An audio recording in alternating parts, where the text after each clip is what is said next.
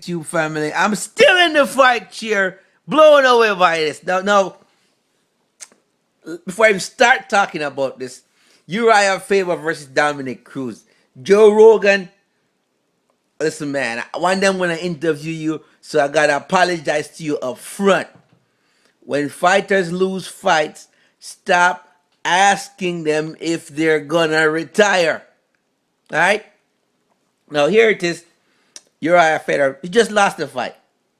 He's saying he's gonna take some time off and take it easy. All of a sudden, Joe Rogan jumps. Are you gonna quit? Are you gonna retire? I mean, every fighter he asks him that. Are you gonna quit? Are you? No, he's not. The man says he's taking a break. I mean, what?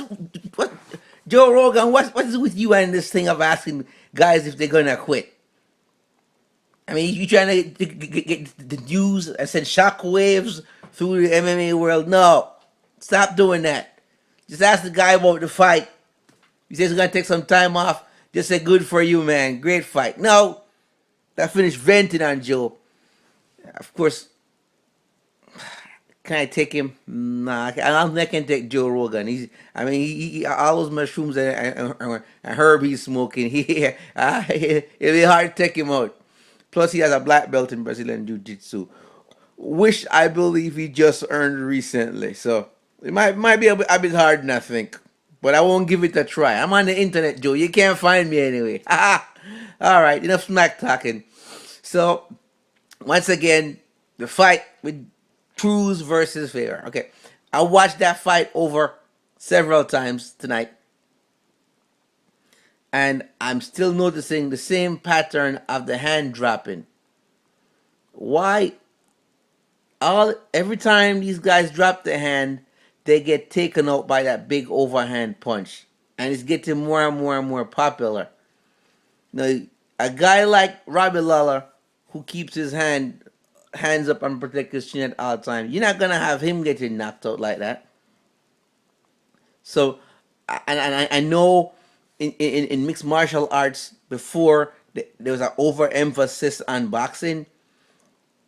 Then there's an overemphasis on Brazilian Jiu Jitsu. Then there's an overemphasis on wrestling. So that the pendulum swings from this way to this way to this way.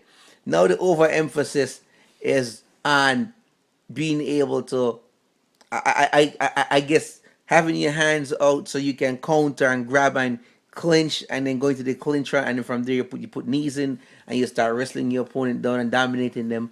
Well, let me tell you something, man. You gotta get back to your basic boxing, because if you don't box, you're gonna get knocked out. A lot of guys are dropping. I saw the punch that Cruz used to knock him out. It was an overhand, and if you go and you watch the fight, you'll see that Uriah's hand was in this kind of position, down like this, away from his face instead of being up here like this. If you give in, you gotta get ready to receive. So he also got knocked out because of that. But overall, it was a good performance. And Joe don't ask Uriah if he's gonna quit again. He gave it that fight was spectacular. One of the good fights of the night.